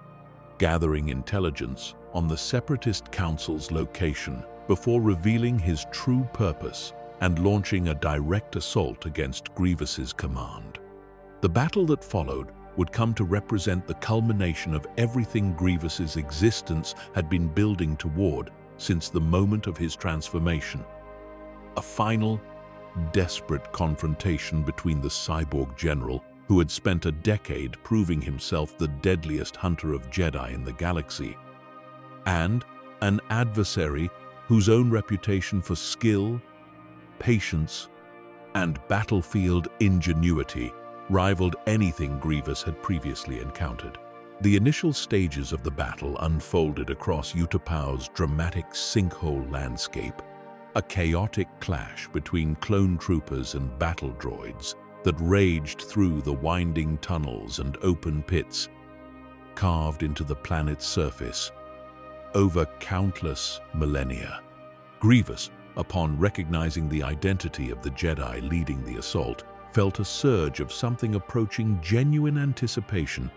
an eagerness that had little to do with strategic calculation and everything to do with the deeper compulsion that had driven him since his transformation. The need to prove, again and again, that his rebuilt body and his mastery of the blade could triumph over the very order of warriors that had once seemed untouchable to beings born of flesh alone. He abandoned the relative safety of his command post and moved to confront the Jedi directly, summoning his personal wheeled transport, a compact mobility device that allowed him to traverse Utapau's difficult terrain with startling speed,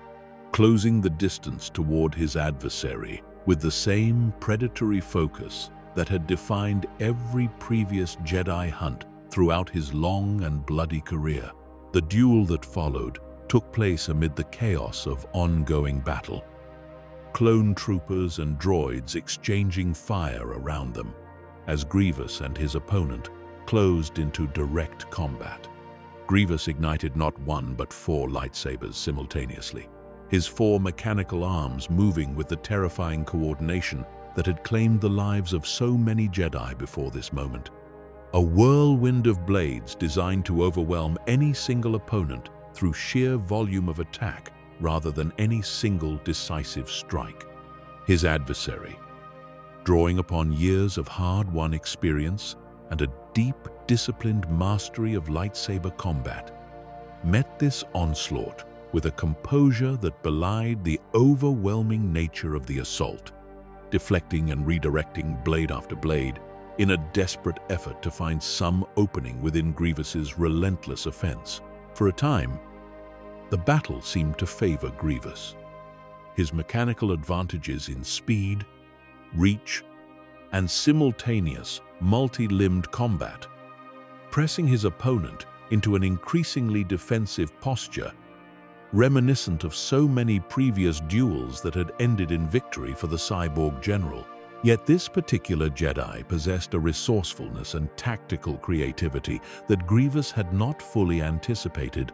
drawing upon every available advantage within the chaotic battlefield to offset the raw physical superiority of his mechanical adversary. The duel ranged across the battlefield, moving through the wreckage of the ongoing engagement, each combatant seeking any advantage the shifting terrain and chaotic circumstances of open warfare might provide. In a moment that would come to define the final chapter of Grievous's long and violent career, his opponent managed to sever 2 of his 4 arms in a swift and decisive exchange, a blow that fundamentally altered the balance of the duel. Grievous, deprived of half his combat capability in an instant, was forced to abandon the overwhelming multi-bladed assault that had served him so effectively throughout the war, reduced instead to a more conventional 2-armed engagement that stripped away much of the mechanical advantage he had relied upon since the earliest days of his training under Dooku. Sensing the shifting tide of the confrontation and recognizing that continued engagement under these diminished circumstances risked the kind of decisive defeat he had avoided throughout his entire military career, Grievous made the calculated decision to disengage, employing a concealed blaster pistol, a weapon he had long kept hidden as a contingency against precisely this kind of desperate circumstance, to force his opponent back and create the opening necessary for retreat. This retreat, though it preserved Grievous's life in the immediate moment, represented a profound blow to the legend he had spent a decade constructing, a legend built entirely upon the premise that no Jedi, however skilled, could stand against his mastery of the blade and the overwhelming physical advantages granted by his cybernetic reconstruction. He fled the confrontation aboard a wheelbike, retreating deeper into Utapau's sinkhole cities as the broader battle for control of the planet continued to rage around the scattered remnants of his droid forces. The wound to his pride, though not physically debilitating in the way the loss of his arms might have proven for an organic combatant, cut deeply into whatever remained of the warrior's identity that had first been forged during the long years of the Hook War. A reminder that even his extraordinary mechanical body carried limitations that could be exploited by an opponent, skilled and resourceful enough to find them. As Grievous retreated into hiding, the broader battle for Utapau turned decisively against the Separatist forces still under his command. Clone troopers, coordinating with local resistance fighters who had never fully accepted Separatist occupation of their world, pushed through the remaining droid defenses with an efficiency that mirrored the collapsing fortunes of the Separatist cause across the wider galaxy. Grievous, wounded in both body and reputation, found himself forced to flee the planet entirely, escaping Utapau in a starship, even as his forces there were systematically dismantled by the advancing Republic assault. It was, in nearly every sense, the beginning of the end, though the true nature of that ending would prove far stranger and far more sudden than anything Grievous could have anticipated as he fled into the relative safety of open space, nursing both his physical injuries and the deeper wound inflicted upon his sense of invincibility. Unbeknownst to Grievous, the events unfolding across the galaxy in the days that followed his retreat from Utapau were already moving toward the final, catastrophic conclusion that the hidden Sith Master had spent decades orchestrating. In the Republic's capital, a confrontation of enormous consequence had taken place between the very Chancellor Grievous had once abducted and the Jedi Order's most senior representatives, a confrontation that ended with the revelation of the Chancellor's true identity as a Sith Lord and the beginning of a swift and merciless purge that would bring the Jedi Order to the brink of total annihilation. Clone troopers across the galaxy, their loyalty embedded through mechanisms hidden deep within their genetic programming and psychological conditioning, turned against the Jedi generals they had served throughout the war, executing a coordinated betrayal that would come to be remembered as one of the most devastating acts of treachery in galactic history. Grievous, isolated aboard his fleeing vessel and consumed by the immediate concerns of his own survival, and the preservation of what remained of the Separatist Council under his protection, remained almost entirely disconnected from the full scope of these galaxy-shaking events as they unfolded. He understood, in fragments gathered through military communications and battlefield reports, that something enormous had shifted in the fundamental nature of the war. The Jedi forces across the galaxy were falling in numbers and circumstances that defied every pattern he had grown accustomed to throughout years of conflict. Yet he lacked the full context necessary to understand that the war he had dedicated his transformed existence to fighting was in fact already over. Its true purpose achieved not through any separatist military triumph, but through the successful execution of a scheme that had used both sides of the conflict as instruments toward a single, hidden objective from its very inception. It was in the immediate aftermath of these galaxy-altering events that Grievous received orders that would reveal, with brutal finality, the true nature of his own place within the design that had governed his entire post-transformation existence. Communications arrived instructing him to relocate the remaining Separatist Council leadership to the volcanic world of Mustafar, ostensibly for their continued safety and the preservation of Separatist governance during this period of unprecedented upheaval. Grievous, ever the dutiful commander,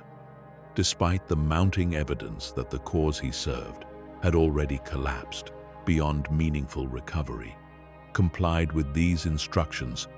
escorting the Council's surviving leadership to the remote and hostile world that would ultimately serve as the site of their final betrayal. What Grievous could not have anticipated, and what the Separatist Council members themselves failed to recognize until the very moment of their deaths, was that Mustafar had been selected not as a refuge, but as an execution ground. The hidden Sith Master, now openly ruling the galaxy under a new imperial order forged from the ashes of the Republic he had spent decades secretly undermining, dispatched his newly christened apprentice to Mustafar with orders to eliminate the entire Separatist leadership in a single, decisive act that would formally end the war and consolidate total control over the vast industrial and financial resources the Separatist movement had once commanded. Grievous, having delivered the Council to what he believed was a place of continued safety, departed Mustafar before this final act of betrayal unfolded, a decision that spared him the fate that claimed San Hill, Newt Gunray, and the rest of the corporate and political leadership whose manipulation had set his entire transformation into motion so many years before. The irony of this survival was not lost on the broader currents of galactic history, even if Grievous himself remained largely unaware of the full scope of the betrayal that had claimed the very figures who had once conspired to engineer his crash and reshape him into a weapon. He had outlived the architects of his own suffering, not through any triumph of his own making, but through the simple accident of timing, a departure from Mustafar that occurred mere hours before his former patrons met their end at the hands of the very Sith apprentice, who now stood as the galaxy's second most powerful dark side practitioner. Grievous, still processing the shattering defeat at Utapau and the confusing, fragmentary reports of Jedi being hunted and executed across the galaxy, found himself once again alone, stripped of the political leadership he had spent years protecting, and increasingly uncertain of what role, if any, remained for a cyborg general in a galaxy whose fundamental political structure had just been irrevocably transformed, with nowhere else to turn, and no remaining political structure left to protect. Grievous made the decision to return to Utapau, the site of his recent humiliation, driven by a combination of practical necessity and the same stubborn, unyielding pride that had defined his entire existence since the earliest days of the Huck War. The planet's remote location and defensible terrain offered a place to regroup, to assess the shattered remnants of the cause he had served, and perhaps, in the deeper recesses of his calculating mind, an opportunity to reclaim some measure of the dominance that had been stripped from him in his previous encounter there. He gathered what remained of his loyal droid forces and personal guard, retreating into the same sinkhole cities where he had so recently suffered the loss of 2 arms and the first true defeat of his long and violent career, unaware that this return would set the stage for the final confrontation of his entire existence. The Jedi who had defeated him at Utapau, having survived the chaos of the initial battle and the galaxy-altering betrayal that followed, had not abandoned the pursuit. Understanding the strategic and symbolic importance of ending Grievous's reign of terror once and for all, he tracked the cyborg general back to Utapau, infiltrating the sinkhole city where Grievous had established his final refuge. What followed was not a grand battle fought amid the chaos of clashing armies, but a far more intimate and desperate confrontation. A hunt within the shadowed tunnels and industrial chambers of Grievous's own lair, where the general who had spent a decade hunting Jedi as trophies now found himself, for the first time in his transformed existence, the one being pursued. Grievous, sensing the presence of his approaching adversary, prepared for the confrontation with the same tactical precision that had defined every previous engagement of his long career, deploying his remaining droid forces and personal guard to defend his position while he himself retreated deeper into the fortified chambers of his lair. Yet the psychological toll of his recent defeat, combined with the mounting realization that the cause he had served for so long now lay in ruins, seemed to have eroded something essential in the confidence that had once made him such a fearsome and unpredictable opponent. When the confrontation finally came, in a chamber deep within the sinkhole city, it carried none of the sweeping grandeur of his earlier battles, none of the multi-bladed spectacle that had claimed the lives of so many Jedi throughout the war. It was, instead, a swift and brutal reckoning, a final measure of just how far Grievous's fortunes had fallen since the height of his power. The duel itself proved shockingly brief. Grievous, still favoring the 2 remaining arms left to him after his previous encounter with this same adversary, fought with a desperation that reflected the accumulated weight of every loss and betrayal he had endured throughout his existence, from the crash that destroyed his original body, to the death of Dooku, to the collapse of the separatist cause he had sacrificed so much to serve. His opponent, moving with the calm, disciplined precision that had already proven capable of countering Grievous's overwhelming mechanical advantages once before, dispatched the remaining defenses with an efficiency that left little room for the kind of prolonged, spectacular combat that had defined so many of Grievous's previous encounters. In the final moments of the confrontation, Grievous's remaining arms were severed in swift succession, stripping away the last of the physical advantages that had made him such a devastating opponent throughout the war. Reduced to a state of near total helplessness, the cyborg general who had once commanded vast droid legions and hunted Jedi across 100 worlds found himself at the mercy of the very order of warriors he had spent a decade working to destroy. In a final, almost darkly poetic turn, his own concealed blaster pistol, the same weapon he had used to force his escape from their previous encounter at Utapau, was turned against him, ending his existence in a manner that stripped away any semblance of the honorable warrior's death. that his original Kalish identity might once have valued above all else. The death of General Grievous, when it finally came, arrived not with the sweeping grandeur befitting the legend he had spent so much of his transformed existence constructing, but with the swift, almost anticlimactic finality that so often marks the true end of even the most fearsome figures history produces. There was no grand last stand, no final act of defiance that might have redeemed, in some small measure, the tragedy of everything he had lost and everything he had become. There was only the quiet, mechanical collapse of a body that had never truly been his own, a final severance from an existence that had begun with genuine heroism on the battlefields of Kali and ended in the shadowed tunnels of a world that had already witnessed the worst humiliation of his long and violent career. News of Grievous's death spread quickly through what remained of the fracturing galactic order,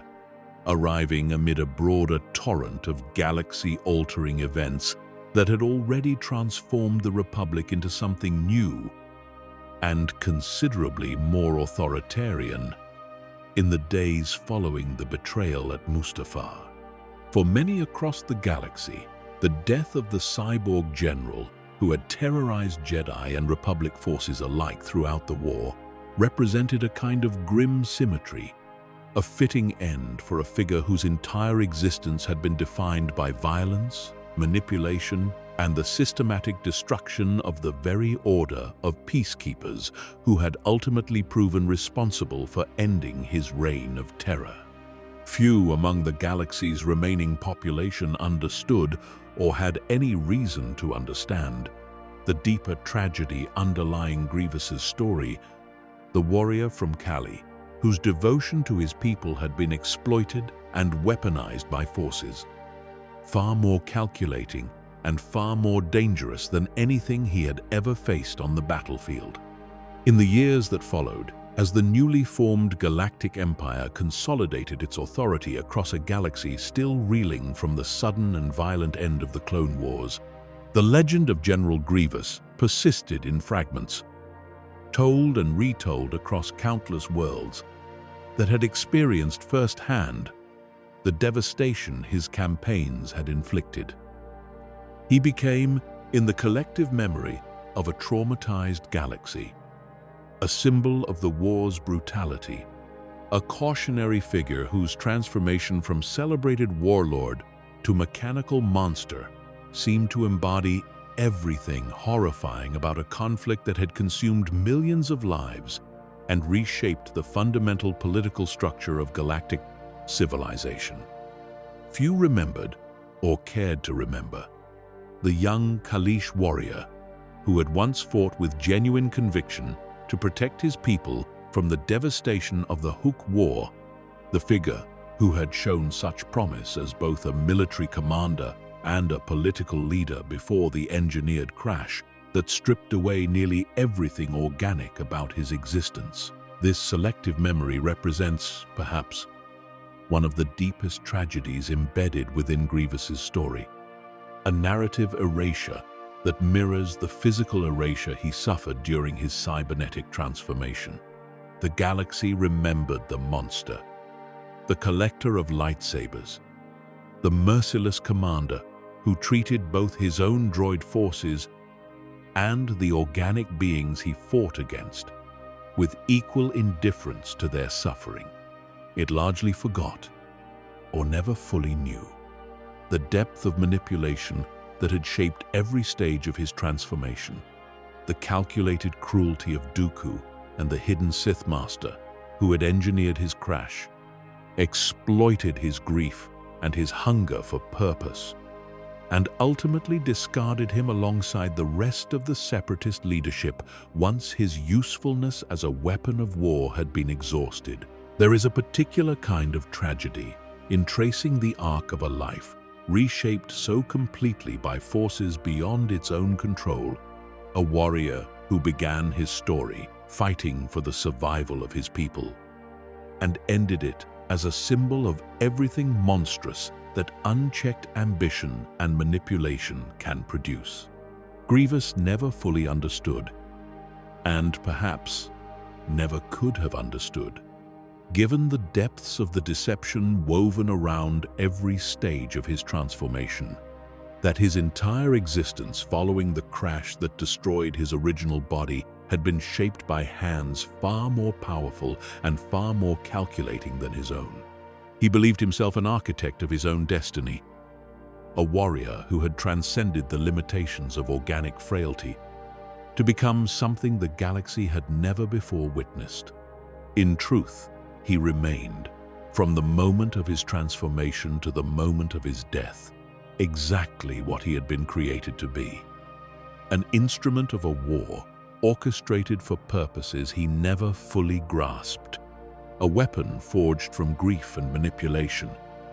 wielded by masters who valued his usefulness far more than they ever valued the being he had once been. His story stands within the broader tapestry of galactic history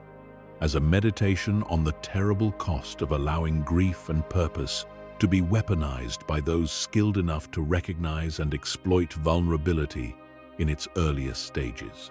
Kimenjai Shilal, the celebrated warlord of Kali, might have lived a very different life had the crash that claimed his original body and his mate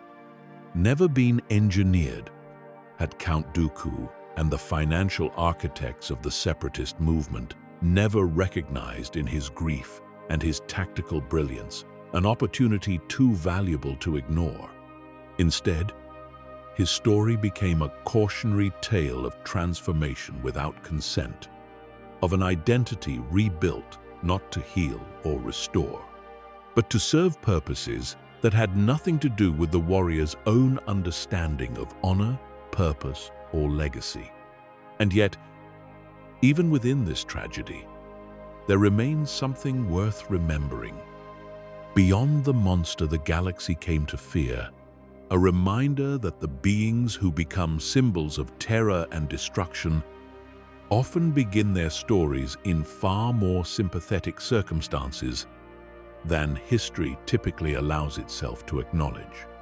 Grievous was, before he was anything else, a son of Kali, a warrior who fought to protect his people,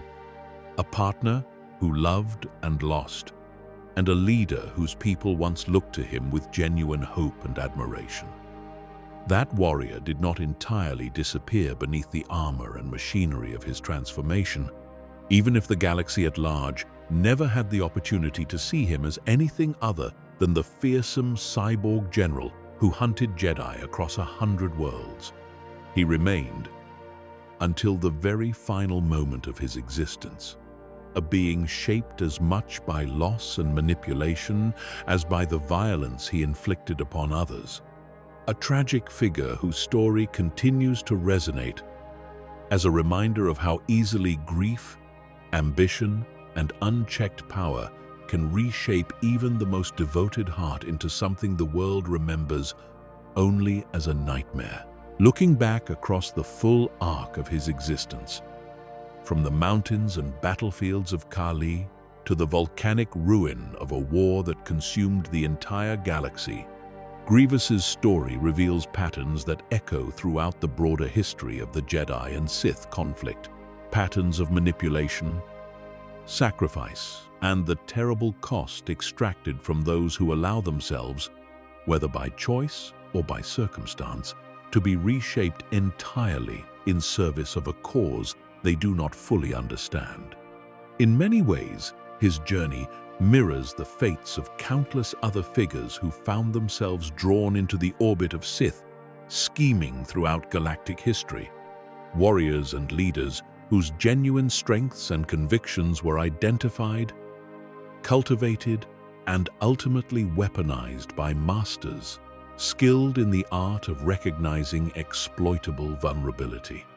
Where a figure like Dooku fell to the dark side through disillusionment with the Jedi Order's perceived failures, and where Anakin Skywalker would later fall through fear and attachment, Grievous's path to becoming an instrument of Sith design followed no such conventional trajectory. He never wielded the Force. He never trained as a Jedi or contemplated the philosophical divide between light and dark that defined so much of the galaxy's spiritual conflict. His transformation was, in many ways, more purely mechanical and more purely tragic. A being remade, not through seduction or ideological conversion, but through the simple, brutal calculus of exploiting a moment of maximum vulnerability. This distinction matters a great deal when considering Grievous's place within the broader mythology of the Star Wars galaxy. He stands as proof that one need not possess any connection to the Force to become an instrument of the dark side's broader ambitions, that the machinery of Sith manipulation could operate just as effectively upon a being whose only power lay in tactical brilliance and physical augmentation as it could upon a Force-sensitive apprentice groomed for decades in the ways of the dark side. In this sense, Grievous's story broadens our understanding of just how far-reaching and how patient the schemes of the hidden Sith Master truly were, extending their influence not merely into the halls of the Jedi Temple or the chambers of the Galactic Senate, but into the tribal warfare and post-war politics of a remote outer rim world that most of the galaxy had never even heard of before Grievous rose to infamy. There is also something deeply revealing in the way Grievous's story illuminates the broader theme of identity and its violent erosion under the pressure of war and manipulation. Across the long history of the Jedi and Sith conflict, so many figures find themselves fundamentally transformed by the choices they make and the forces that act upon them, but few undergo a transformation as literal and as total as the one Grievous experienced. Where Anakin Skywalker's fall to the dark side left him trapped within a suit of armor that sustained his broken body while symbolically representing the loss of his former identity, Grievous's transformation preceded any ideological or spiritual fall, a purely physical erasure that stripped away nearly everything organic about his existence before he had ever made a conscious choice to embrace the darker currents of the war he would come to serve. In this sense, his story inverts the more familiar pattern of corruption and fall that defines so many other tragic figures within the galaxy's history, presenting instead a figure whose body was destroyed and rebuilt before his mind and spirit had any opportunity to consent to the transformation being imposed upon him. The question of consent, or its absence, sits at the very heart of what makes Grievous's story so uniquely tragic among the galaxy's long catalogue of fallen warriors and manipulated pawns. He did not choose to become a weapon in the way that Dooku chose to abandon the Jedi Order, or in the way that Anakin, however manipulated by Palpatine's careful cultivation of his fears, ultimately made his own choice to embrace the dark side. In a moment of desperate grief, Grievous's transformation was imposed upon him in the immediate aftermath of a catastrophe engineered specifically to strip away his ability to resist or refuse the reconstruction that followed. He awoke from the wreckage of his crash into a body and an identity that had already been determined for him by others, a violation of autonomy that finds few parallels elsewhere in the galaxy's storied history of manipulation and betrayal. This distinction invites a broader reflection on the nature of victimhood and villainy within the Star Wars saga, a reflection that Grievous's story seems uniquely positioned to provoke. He inflicted tremendous suffering throughout his campaigns, hunting Jedi with a ruthlessness that claimed countless lives, and treating both his own forces and his enemies with a coldness that reflected the depth of his own dehumanization. And yet, the origins of that coldness, the manipulation and violence that shaped him into the being capable of such destruction, complicate any simple categorization of Grievous as merely a villain to be defeated and forgotten. He occupies a space within the galaxy's mythology that resists easy resolution, a figure whose crimes were real and whose suffering was equally real, whose monstrous reputation obscures, without ever fully erasing, the tragedy of the warrior he had been before the crash that ended his old life. In this way, Grievous's story joins a long lineage of figures throughout galactic history whose falls illuminate the broader cyclical patterns that define the eternal conflict between light and dark, patterns of ambition, manipulation, sacrifice, and the terrible cost extracted from those who become entangled in schemes far larger than their own understanding could initially grasp. Just as the Sith Lords of ancient history sought to master and control the dark side, while ultimately being consumed by their own ambitions, and just as the architects of the rule of two sought stability through hierarchy while sowing the seeds of the very betrayals that would eventually claim so many of their own apprentices, the hidden Sith Master's manipulation of Grievous reflects a broader pattern of exploitation that stretches back through millennia of galactic conflict. Every weapon forged in service of Sith ambition, whether a lightsaber-wielding apprentice or a cybernetic general commanding vast droid legions, ultimately faces the same fate: usefulness followed by disposal, loyalty rewarded with betrayal, and sacrifice met not with gratitude, but with the cold calculation of masters who view even their most devoted servants as instruments to be discarded once their purpose has been served. Perhaps the most haunting aspect of Grievous's legacy lies in the questions his story leaves unanswered. Questions about who he might have become had the crash that destroyed his original body never been engineered, had Dooku and the financial architects of the separatist cause never recognized in his grief and his tactical brilliance an opportunity too valuable to exploit. Would Kimain Jai Shilal have gone on to lead his people through the difficult post-war reconstruction of Kali, guiding them toward the kind of lasting peace that the armistice with the Yamri had only partially achieved? Would he have found some measure of healing from the trauma of the Hook War, some path toward reconciling the warrior he had been with the leader his people needed him to become? These questions can never be answered,